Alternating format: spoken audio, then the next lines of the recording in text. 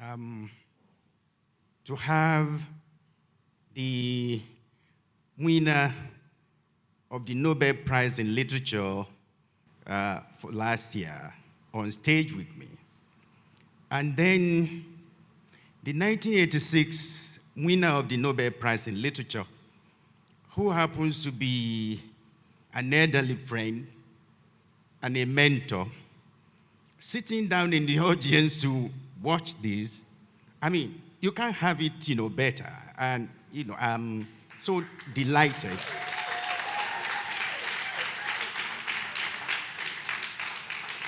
For this lifetime experience. But let's get started. Once again, congratulations on your Nobel. It's great to have you here in Lagos. So welcome to Ake Arts and Book Festival. This is a homecoming of sorts for you, because you are in Kano just 5 years after the founding of the university, the Bayero University Kano. And you left in 1983, I believe, before one of our coup story. Could you share with us some of your memorable experiences of Kano City and its people? And why did you leave BUK at a time that students, faculty, and staff of that university were just beginning to get used to you? Well, first of all, let me just say thank you very much for the welcome and for all your welcome. And it's lovely to be here with Wole Shenka. And it's good to be back in Nigeria as well. As you've just said, I was here many years ago, 40 years ago, and haven't been back. So this is a kind of homecoming in a way. What was it like? I had just completed my PhD, part of which was actually on this man here, on his work rather, not on him. So I had just completed that. It was still to go through the processes and so on. It was a long time ago. And I think I came with, as you might expect, with a certain sort of intensified expectations of what this would be like. It was the first time for me returning to Africa after leaving Zanzibar. Partly that was because it was impossible for me to return rather than choice. So it was interesting that my first trip back to Africa was to Nigeria. It was, I think, a very good time for Nigeria. It was the years of President Shagari. And I think perhaps it hadn't quite sunk in just how awful things were just under the surface. All the stealing and all the corruption and all the evilness that was about to come out into the open. So there was still a kind of optimism, and oil prices were high, money was everywhere, and all this kind of thing. And the students were very enthusiastic, very good, a lot of them, which I think was part of the problem. There were too many people really for the institution. But I think that too was something that was happening to Nigerian universities at the time. It was certainly happening to Bayero University. But still, they were wonderful young people, not all of them that young, I have to say. Some of them are quite a lot older than, I guess, what you would expect as an undergraduate age. But that's okay. Society is catching up with education and so on. It was an unforgettable experience, everything. Nigeria, after all, is an unforgettable place, as I've been refreshing my memory of it since being here. It was great. It was a very, very good, interesting time. Now, at 18, you fled your country, Zanzibar, following the brutalities that ravaged it shortly after the 1964 revolution. Before you found your feet in England, did you suffer any indignity of being treated as an outsider? For how long did you feel out of place? And how did you overcome the condition of being an exile or a stranger? And why did you start writing seriously in England at 21? Yeah, well, the things that happened first, let me begin, as it were, to catch up with the story as you told it there. What happened in Zanzibar in 1964 was the overthrow of the government. Sometimes it's described as the overthrow of the Sultan. The Sultan had no power.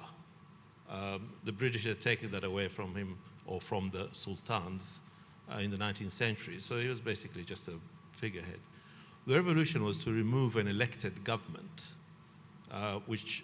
we were 1 month into independence, and the existing government, the incumbent government, which was a coalition, had won the last election. So sometimes I feel this is an important correction that we have to be aware of. It wasn't a revolution against some kind of Arab elite or something like that, as is often described. It was a revolution against an elected government which had won the election. So that's one thing. And I didn't flee the violence so much as I left because the new government, in its chaotic and rather terror methods, decided to close the schools. And so when you're 18 or 17 and a half or so, I can't remember exactly, we were all rounded up, as it were, in a sense, not literally, but we were more or less all forced into various kinds of what was called national service, which sounds good, except that it was also, the precursor of that was to remove people from jobs, and instead to put us 16 and 17-year-olds straight out of school into those jobs. So people lost jobs, teachers, various kinds of civil servants, this kind of thing, people who were employed by the government. They lost their place, and instead we were put there to do their jobs. And I remember being sent to a country school, a place called Kinyasini, and some of the students that I was teaching, it's only a primary school, but country schools have their own ages, as it were. Some of the people I was teaching were older than me. Some of them were already married, some of them, blah, blah, blah. It didn't matter. It was an interesting experience. But I didn't really know what I was doing at 17 or something like that.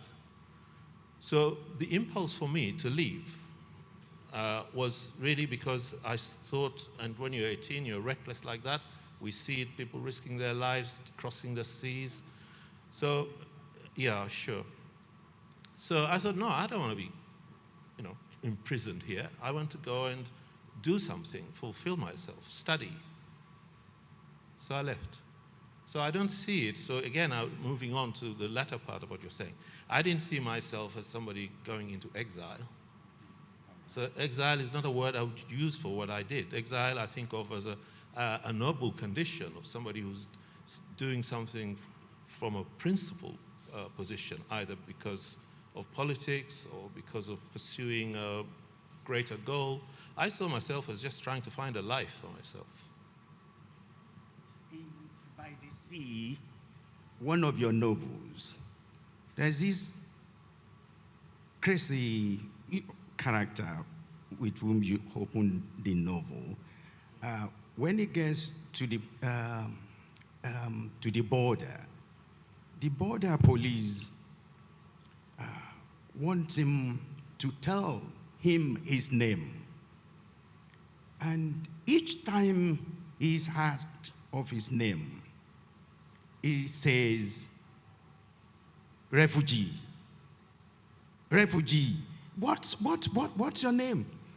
He would then also say, asylum, asylum, right?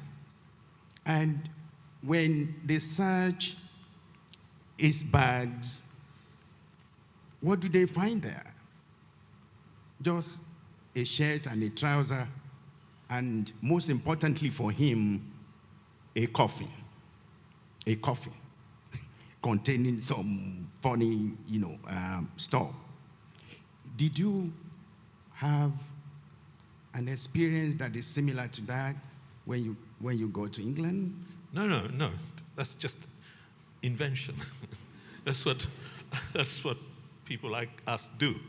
We think these things up out of nowhere. We don't have to live through them as such, exactly. But I did see, I'll tell you how that figure, normally we expect somebody like a refugee or an asylum seeker, particularly asylum seeker, I should say, to be probably younger rather than somebody of his age, 65 or something like that, which is one of the things that baffles the immigration officer, who says, what do you think you're doing? Why do you want to leave your country at your age? Are you, do you know what it means to be a stranger in another place, another country like this? And that came to me because this would have been around about 1919, sorry, yeah, just before the turn of the century.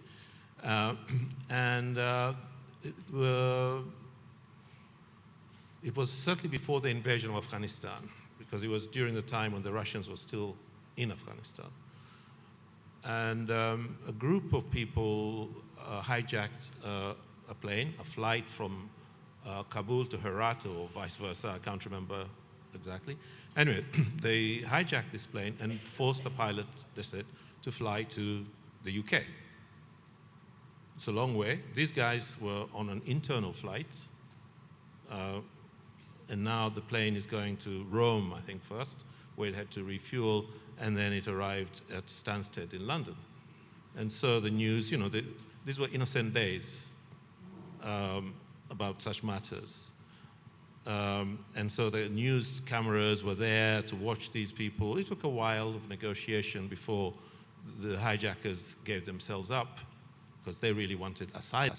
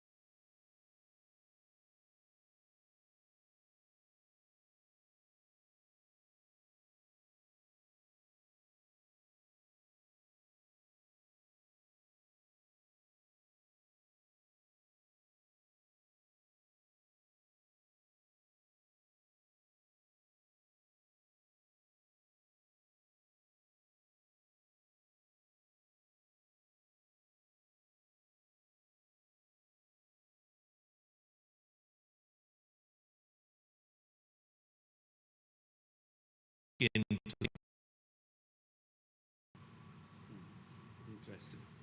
But why did you start writing seriously in England at 21? You haven't answered that. I haven't, no. Well, I can't answer all your questions. Some of them I can evade, if possible. Well, I started writing because of I suppose, the experience of being a stranger. I explained how or what was in my mind when I left Zanzibar, but when I think this is also true of many people, and I think of that as I watch some of the young people we see on the news or in documentaries who are making this journey to Europe. I didn't think anything about what I was leaving behind. I was heading that way. And in any case, I didn't know anything about what I was going to, really. I thought I did, but I didn't. So the experience of being a stranger in Europe at 18, without family, without friends, without money, was a complicated one. Complicated in both ways. Complicated because of the difficulty of being a stranger anywhere, and also because of now suddenly realizing what has been lost, what you have given up, as you were, recklessly. And I think it was in trying to understand that for myself that I started to write. Not because at that time I was thinking anybody would see this, what it was I was writing, but simply because sometimes writing can be helpful in just sort of disentangling things, particularly if it's miserable, sad things. It makes you feel better when you sit down and write them down and so on. So that's how it started, really. But then as time passed, I found myself actually fictionalizing some of these experiences. And then it just sort of went on. But it was a long time before I was able to say, I guess, even to myself, I'm going to write, or I'm going to be a writer. It seemed really an impossibly high aspiration.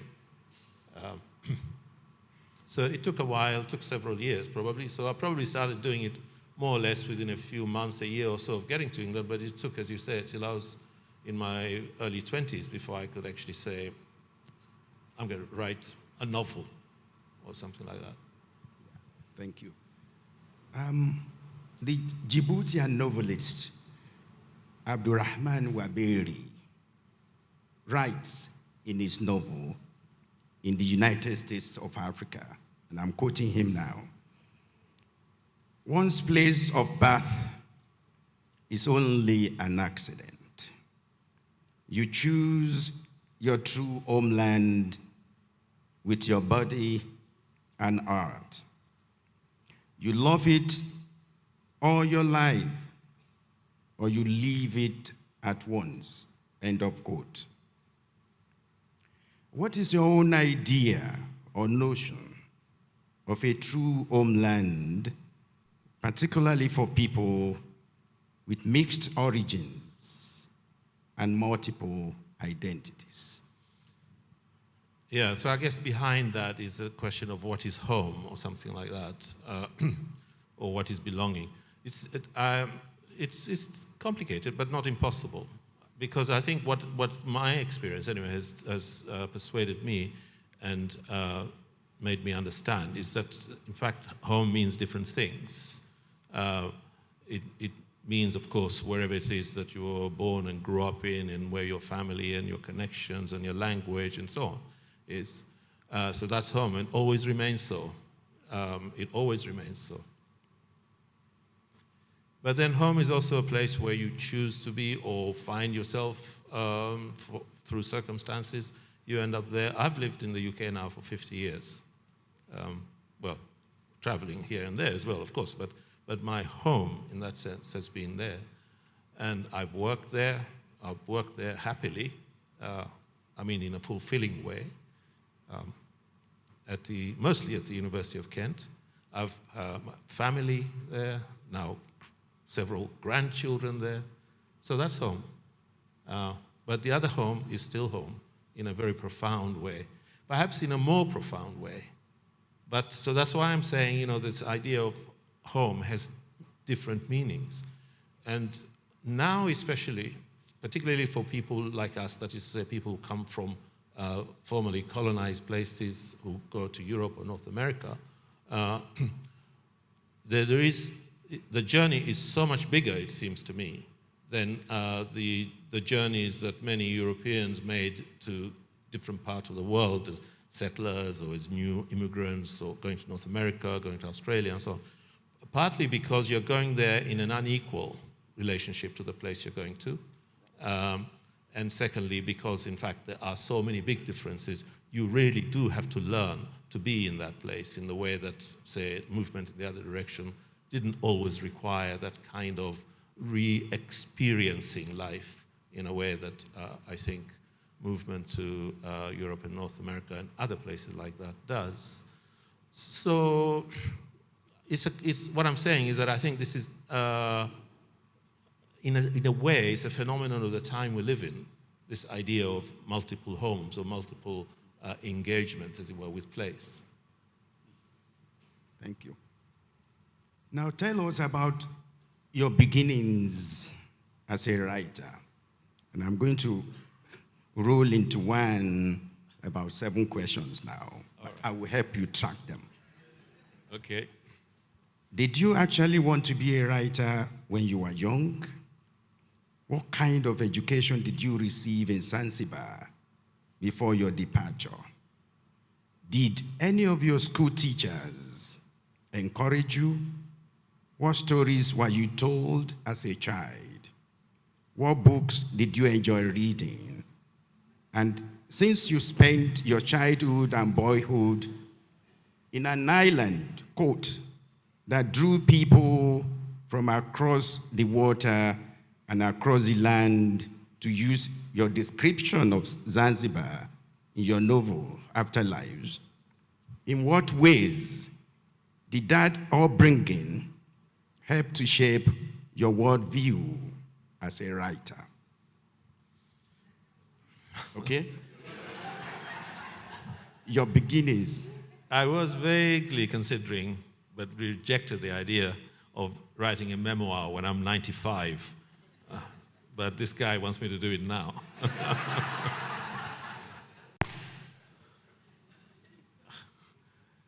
Okay, I'll pick and choose. I'll pick and choose from that list. What kind of education? I had a colonial education, like so many of us who were colonized, of course. There's been various conversations about English-speaking, French-speaking colonies and all this kind of thing. We were colonized. We had no choice. That's how it happened. It didn't happen to people of my father's generation, say, because they didn't have that. They didn't go to government school, as we called it. They went to different schools, Quran schools, where they also learned to read and write, but to do so using a different alphabet, different epistemology, etc. So they weren't just ignorant idiots until these people came and brought their schools. But their schools then superseded everything else that we were doing. Of course, we still went to Quran school, and of course, I can still read the Quran and repeat those stories, which I do in the novels. But, you know, the world changed. This is what colonialism did. It transformed the world, and it transformed what is important and what is not. So even as we struggle to balance things, to put things right, there is still a long way to go before we can actually have a proper engagement with what is important for us from what we had before and what is important to us now that our worlds have been changed in these ways. And this in itself, of course, is an important subject. I was going to say fruitful, but I was thinking of as a writer there. But it's full of possibilities as a topic, as an idea, as a phenomenon to try and understand and come to grips with.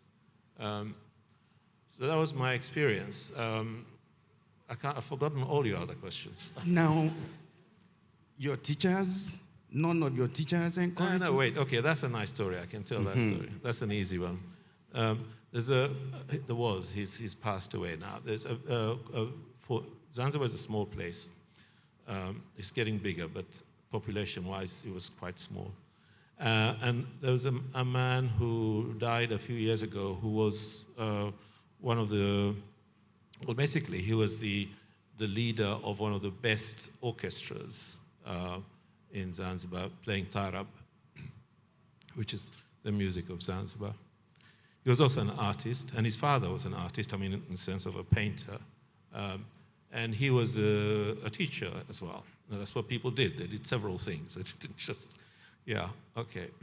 So he was a teacher, and he taught art, but he also taught English. And he was, my English teacher was about 10, I suppose, or something like that. And I think he was the first teacher who drew my attention to say, you write very well in English. And we left it like that, and on and on and on. And then on one of my visits to Zanzibar, I think it was something like about 10, 11 years ago, something like that. He was, you can see how reduced artists' lives had become. He was playing with a small, almost like a chamber orchestra from his big orchestra, which has something like about 30, 40 people playing when they're fully engaged, as it were. And he must have had about 4 or 5 of his colleagues, as it were, playing on a terrace in a tourist hotel. That's what I mean when I say, you see how the lives of artists have been reduced in a way anyway, there he was. And so by this time, of course, I'd already, I think by then, published at least 6 or 7 of these books here, maybe more, I don't know. Anyway, he saw me, because we went in for a coffee, and he saw me sitting there. And when they stopped, when I had a break, he came over, and he said, I heard you're back. I discovered you. So I said, yes, you did. Yes, you did. He was a wonderful man, yeah. But anyway, he's gone now. So what kind of books, did you read at that time? Colonial books, of course. What else? What? That's what I'm saying. What was there to read? What was there to read was what was provided by the school system until a certain age, of course, until, I guess, in adolescence, then it was possible to... but I'll tell you why. It became possible because it also coincided with decolonization. And although the usual fare was, at that time, crime, mystery, whatever, this is what people bought and so on. But there was another source of reading which appeared miraculously, which was various colonial civil servants leaving. And as they left, they got rid of their books. And these books found their way into second-hand bookshops. And so suddenly there was this great bounty, almost, of books that you could get for almost nothing, for 6pence or something like that, whatever that was at the time. And so you could, which we did, my brother and I, and other people did as well, but we did, you could go there and buy a box full of these things that you didn't even know what they were.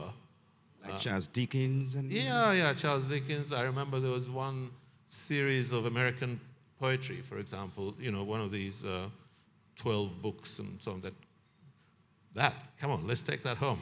That kind of, so it was all haphazard. There was no method or anything about it. Many of these were people you didn't even know, and I suspect not all of them were worth the trouble of creating away and taking home. But it was a way of broadening the reading. So the reading was you read whatever came your way.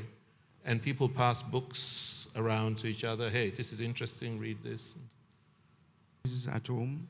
Yeah, sure. Okay, that's a different source. I mentioned Quran school. I mentioned what would be told at different times of the year, like the Miraj or the Mawlid or the whatever, various sort of commemorative events like that when these stories will be told again. Sometimes in Quran school, the teacher, because it was a big school, so there must have been maybe about 100 students or so, and sometimes the teachers would just get bored themselves, I think, and would say, okay, children, quiet. I'm going to tell you a story. And so there will be something, a religious story, of course, something.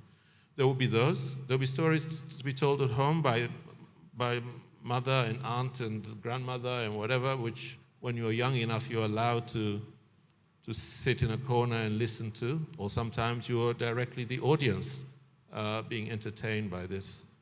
There are stories in the street, generally weird stories. When I say weird, I mean these will be stories interpreting global events in their own way. Do you realize what is really going on there and whatever?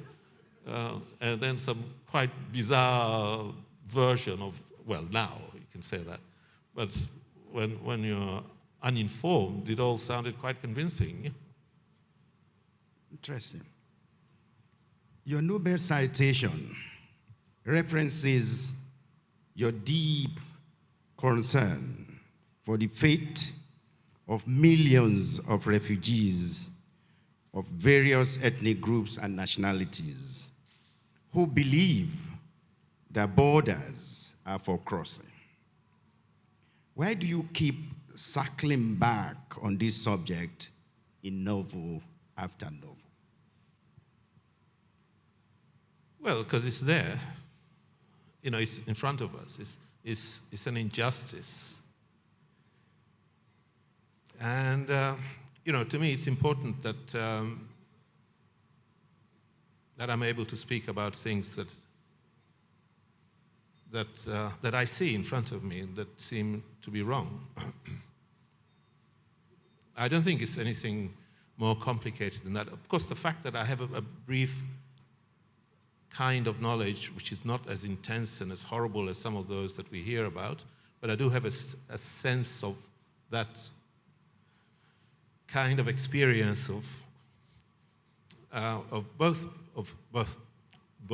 losing home, although not permanently, not as permanent as I thought, but you know, there's that experience, and there is the other sense of living, as I've said, living among strangers.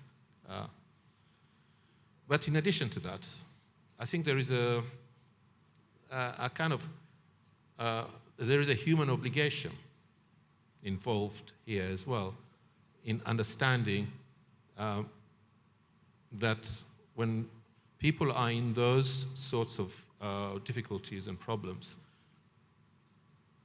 let's say, for example, you think of the Syrians, the Iraqis, Kurdish people who are escaping the destruction of their homes, whose lives are at risk, then I think there is an obligation to be hospitable. So it seems an injustice in that sense to criminalize these people and their desire for safety instead of doing what is possible to do. That's one thing. The other thing is that it's a continuation, it seems to me, of a certain kind of panic and, well, I'll use the word inhumanity again, towards people who are not European, to see them as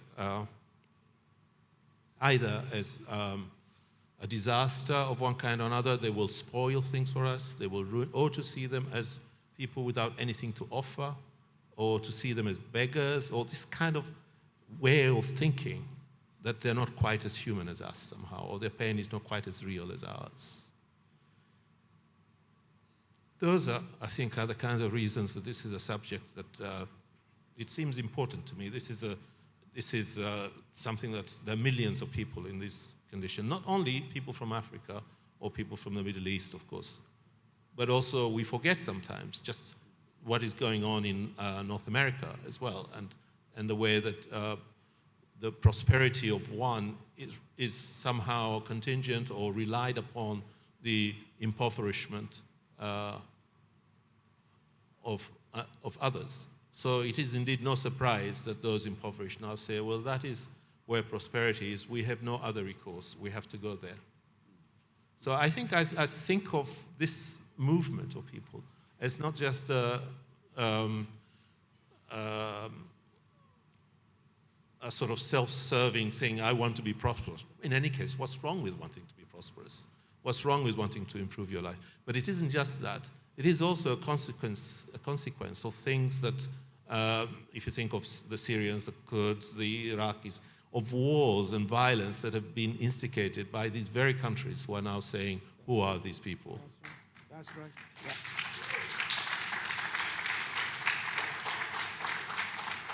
Okay, so it's for all of those reasons that I'm kind of trying to enumerate. It's why it seems to me this is, and anyway, you don't really have much choice. If this is a subject that somehow grabs you, bites into you, then this is a subject you're right about. Thank you. In Afterlives, your 10th novel, or your 10th published novel, you drew inspiration from different periods in African history, African and European history, to show the violence of British and German colonialism, built on cruelties and greed, colonialism left the colonized very traumatized.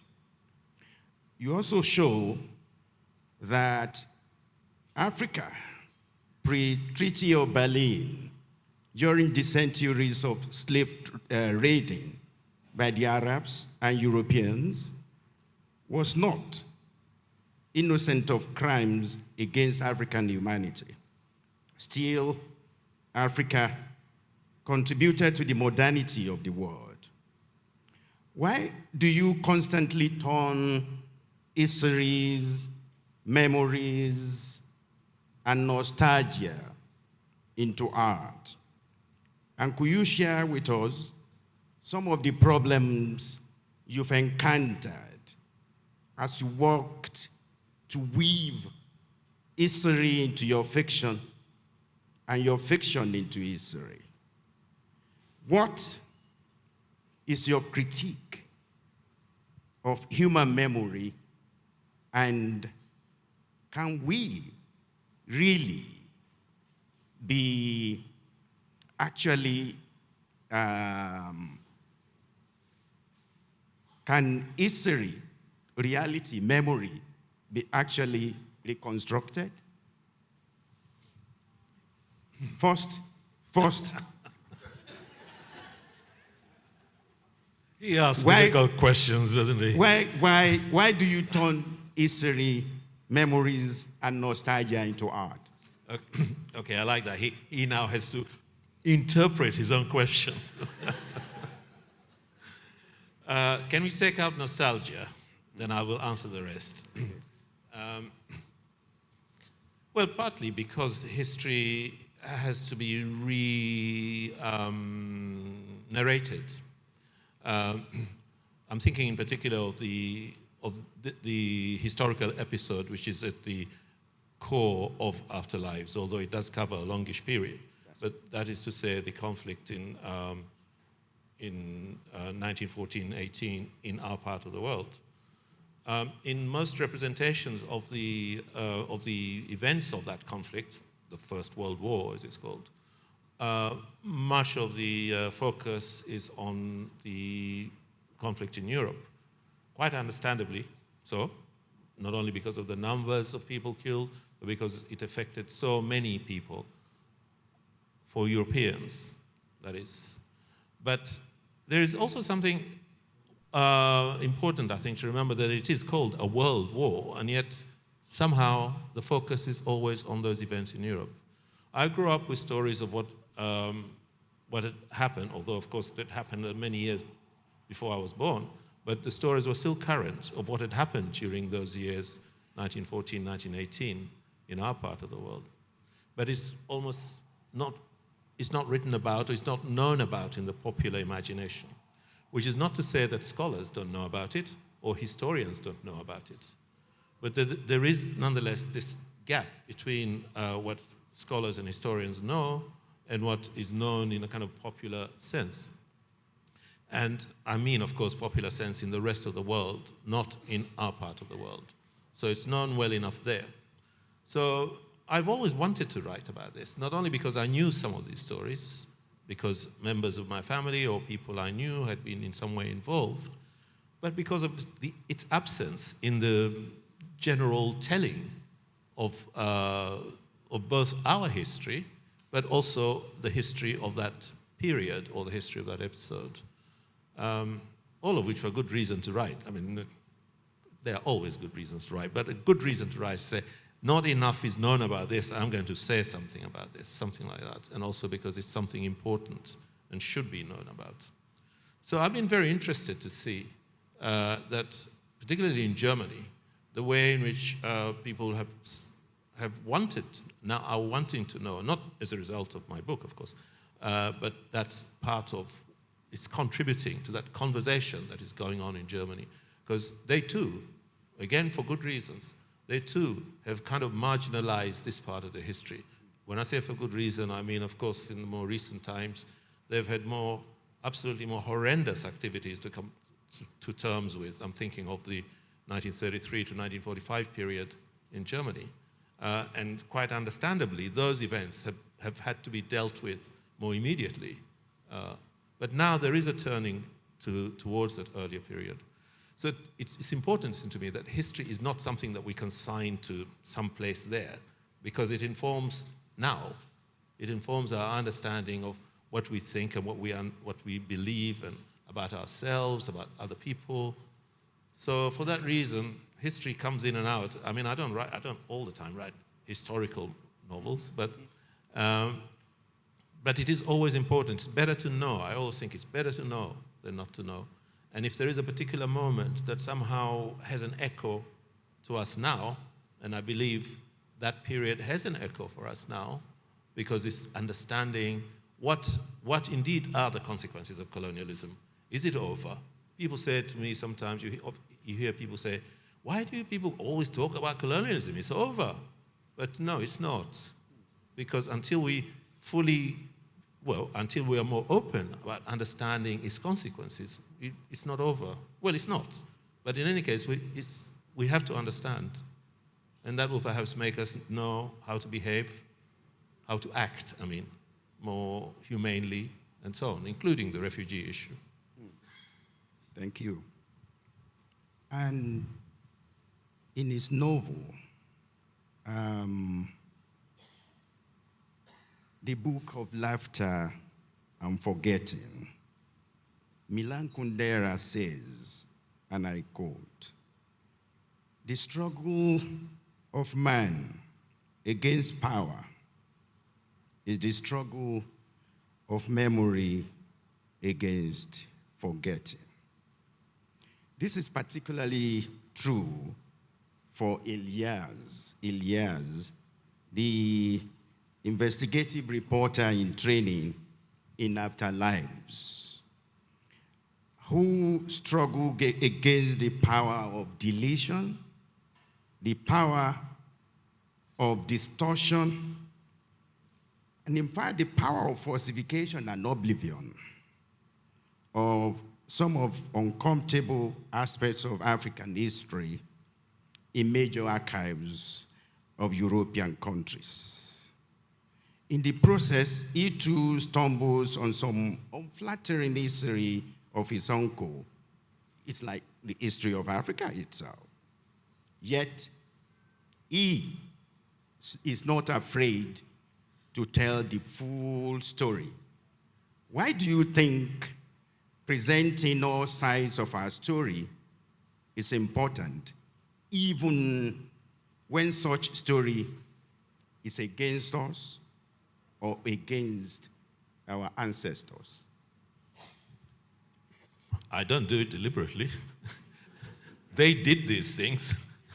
No, I don't invent them. This is an example for those of you who perhaps don't yet know the book. Ilyas is somebody whose uncle was a Schutztruppe, a colonial mercenary, basically. But then so were so many other Africans. If you take this conflict that we've been talking about, the war was fought between the Germans on one side and the British, the Belgians, the Portuguese on the other. Almost all the combatants were Africans on one side or the other. So it's not to invent anything. It's not to say, these are nasty stories that we should keep quiet about. It is there, and people are proud of their uniforms. My uncle was in the KAR, King's African Rifles, which was yours as well. Yeah, okay. And I remember when I was a child, no, that's the Schutztruppe, the German one. But I remember as a child, there was a photograph of him in his uniform on one of those tall tables people used to put flower vases on, which they don't do anymore. I have a scar to prove their existence because I ran into one. But anyway, there was a photograph of him in his uniform and those hats that the KR. So lots of people joined up for various reasons. And it was very interesting to me when I started to write Afterlives to ask this question: why? Why did people do this and kill each other for what was the outcome? To see who would be their colonizer. Should it be the Germans or should it be the British? Why did they do it? It's very interesting to reflect on, but we don't have time. Yeah. I see, because there is a little box here in front of us, and it's, for the last 10 minutes, it's been saying, please start Q&A.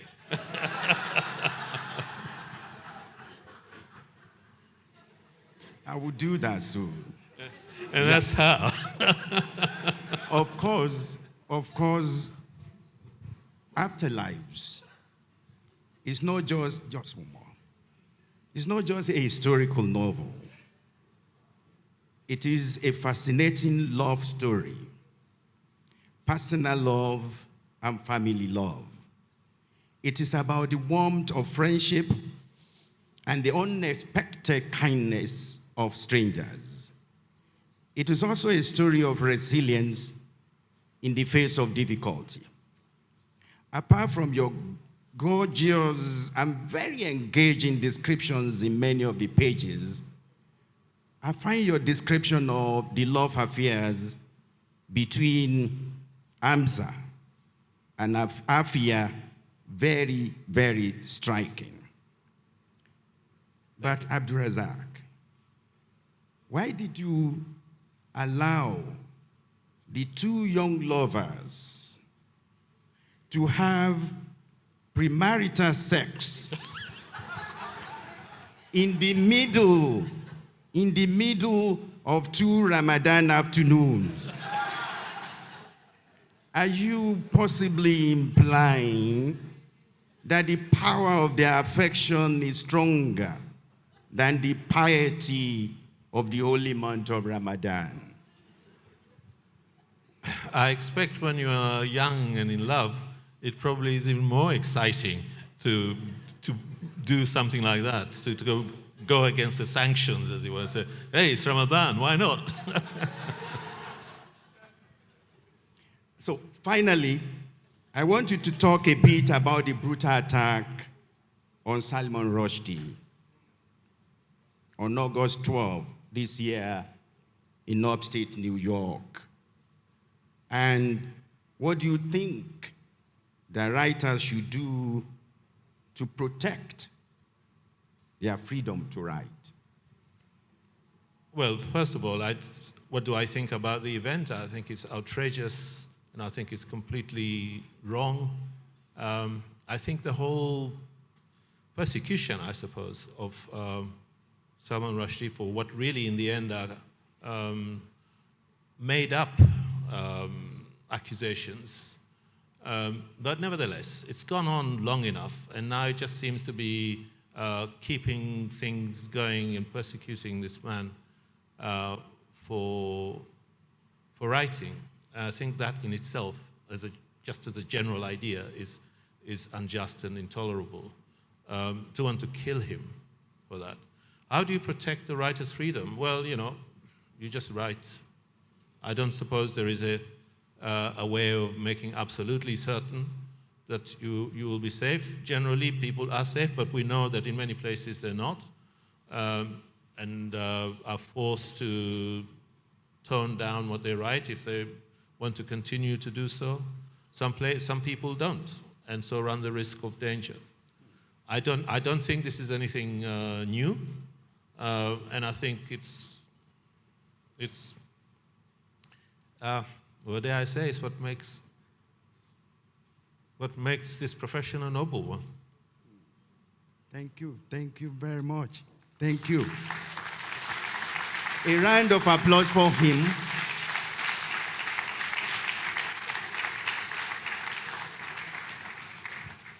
So let's take some questions from the audience. Questions and comment from the audience.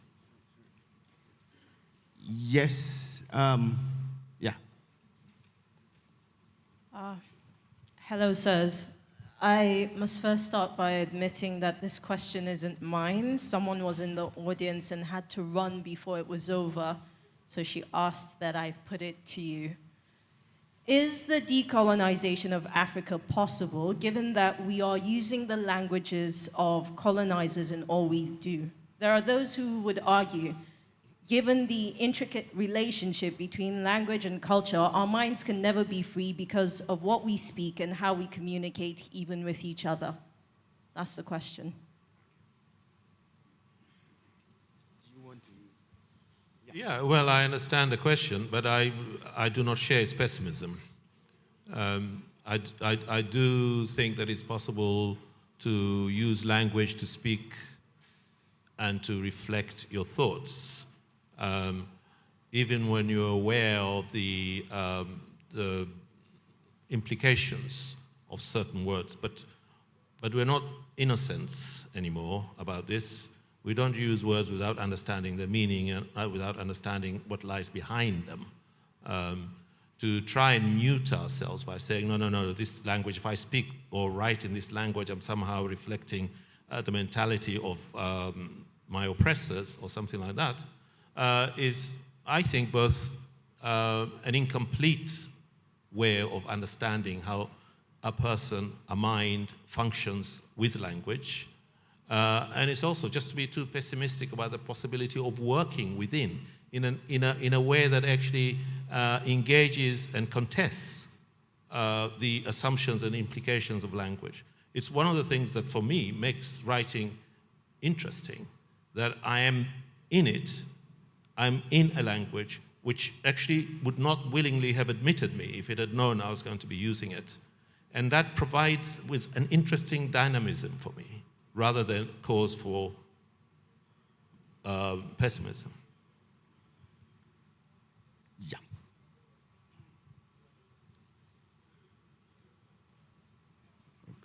Thank you so much for this discussion. I'm very fortunate to be in this room today. Okay, my question is this. I started writing a novel in March, and I've written about 350,000 words. But the main problem now is that I don't know if the novel is going to stop at all. And this is just the first draft. So what I've left it for about 2 months now. I've left it for 2 months now. But I want to go back to the novel. But the main problem is, should I focus more on a particular message before attempting to write a second draft? Or should I just write? Yeah. I don't know.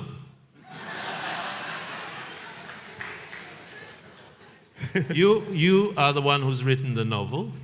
You are the one who will have to make the judgment. Who else can do it? Yes.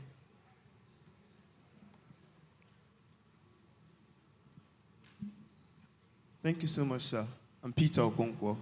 Yeah, I do love the afterlife, and it's very fascinating to me. So, as a Nobel Prize in Literature, I consider your prize as a monument for, we writers to lay and follow. So I just have a single question. What sort of advice do you have for young writers like us who are passionate about impacting the world through literature? What can you tell people on this category? What sort of advice do you have? Well, same advice as I would give to the gentleman just before you. There's no other way apart from to write. And there is no other way than to actually trust your judgment when you do so. To write until you're satisfied that it's done. And even then, if you show it to somebody else, like a publisher, and they say, well, we heard examples today, Jennifer was telling us this morning, and if they say to you, nope, this is no good, then you go back to your own mind, as it were, and say, is it true? Do I give up now? Or do I try another publisher? Or do I try another novel? Or do I do... These are judgments that have to come from within. You have to trust and believe and trust in that belief. That's really the only way. And write. I don't know that there is any other advice to give than that, really. The man at the back, yeah. Thank you so much. It's really such an honor to have listened to you talk about your body of work. I want to ask about Afterlives. I read Afterlives last year, and I absolutely loved it. I liked how it was able to talk about not just the war, but made us understand everything that was happening during that period. There were themes of feminism, themes of education, and diverse themes that doesn't take us away from the fact that this is a war story. And I love that. And I want to know if this was something you set out to do while writing it, for us to not just look at Afterlives as a story about the wars, but as well as a commentary on various issues that were happening around that period. Thank you. Thank you very much. Thank you. I think it's always sensible to assume that everything that's in a writer's novel is there deliberately. Even if it's not there, in a kind of cleverly pre-arranged, pre-worked out way, because quite a lot of the time you work by intuition, you work by sort of feeling, and you go for things. But I think in any case, it's probably courteous to assume that it's all intended and to give credit fully to the writer. Okay. Our time is up. Please give a round of applause to Abdulrazak Gona. Thank you. Thank you so much. Thank you too for being a wonderful audience. Thank you. Thank you.